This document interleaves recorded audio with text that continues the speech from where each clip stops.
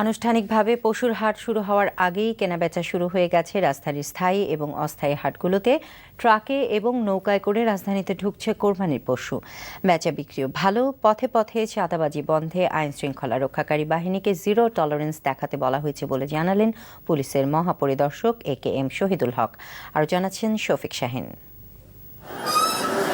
শনিবার আনুষ্ঠানিকভাবে পশুর হাট শুরু হওয়ার কথা থাকলেও রাজধানীর প্রবেশপথগুলোতে স্রোতের মতো ঢুকছে পশুবাহী ট্রাক, আর সেগুলো চলে যাচ্ছে কোরবানির পশুর হাটে। গাবতলীর পশুর হাটে যেমন আছে 20 লাখ টাকা মূল্যের বড় আকৃতির গরু, তেমনি মাঝারি আকারের 3 লাখ টাকা থেকে ছোট গরুর দাম হাঁকা হচ্ছে 30 থেকে 40 হাজার টাকা পর্যন্ত। আমি গরুটার দাম চাচ্ছি 20 লক্ষ টাকা। এই জন্যই চাচ্ছি, গরু বাংলাদেশের সবচাইতে বড় গরু এইটা, এই জন্য। কত দাম চাচ্ছেন আপনারা, এটা কত হলে ছাড়বেন? আমি চাইছি 45, 35 হলে ছেড়ে দেব।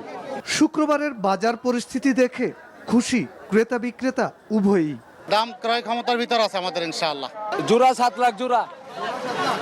তবে পশুর দাম ভালো হলেও নৌপথে গরু আনতে গিয়ে সাভার এবং বিরুলিয়া এলাকায় চাঁদাবাজির শিকার হয়েছেন বলে জানালেন গরু ব্যবসায়ীরা।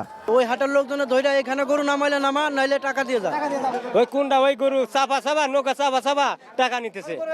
রাজধানীর গরুর বাজারের নিরাপত্তা ব্যবস্থা পর্যবেক্ষণ করতে এসে পুলিশের মহাপরিদর্শক জানালেন, চাঁদাবাজির অভিযোগ পাওয়া গেলে কঠোর ব্যবস্থা নেওয়া হবে। আমাদের পরিষ্কার ইনস্ট্রাকশন দেওয়া আছে প্রত্যেক জেলার এসপিকে, কোথাও যদি কোনো চাঁদাবাজি হয় জিরো টলারেন্স। সে কে কোন ব্যক্তি কার ব্যক্তি আমার জানা দরকার নেই, তার বিরুদ্ধে কঠোর আইনগত ব্যবস্থা নিতে হবে। শনিবার থেকে কোরবানির পশু বিক্রি পুরোদমে জমে উঠবে বলে আশা করছেন হাটের ইজারাদার ও পশু ব্যবসায়ীরা। Shafiq Shahin, NTV news, Dhaka.